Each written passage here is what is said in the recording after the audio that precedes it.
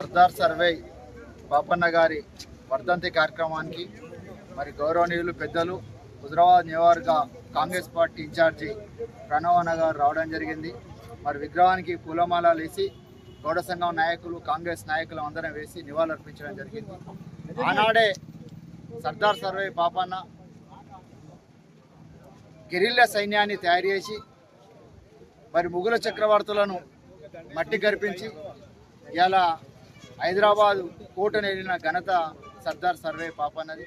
తన స్ఫూర్తితో మరి గౌరవ మంత్రివర్యులు పున్నం ప్రభాకర్ అన్న గారు ఆయన సగ్రామమైన సర్వేపేటలో ఈరోజు కోట్ల రూపాయలతోని ఆడ అభివృద్ధి చేస్తూ ఉన్నారు.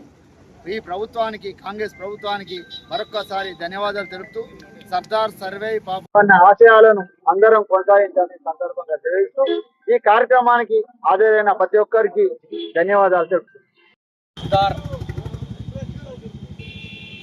పాపన్న వర్ధంతి 315వ వర్ధంతి కార్యక్రమం జమ్మికుంట పట్టణంలో చేసుకుంటున్నాం.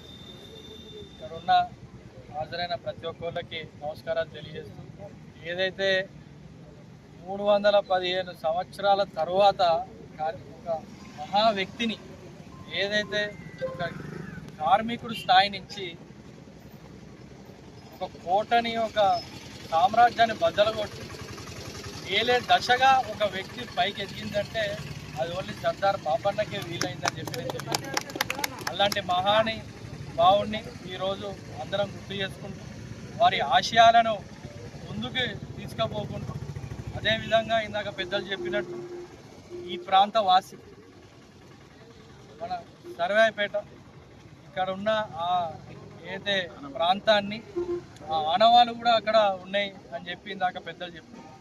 ఖచ్చితంగా రాష్ట్ర ప్రభుత్వం దాన్ని గుర్తిస్తుంది. ఇక్కడ ఉన్న మన మంత్రివర్యులు పొన్నం ప్రభాకర్ గారు కూడా దాన్ని నిధులు ఇచ్చి దాన్ని మంచిగా ఒక పెద్ద కేంద్రాన్ని కూడా ఒక డెవలప్ అభివృద్ధి చెందాలని చెప్పి ఒక దృఢ సంకల్పంతో ఉన్నారు.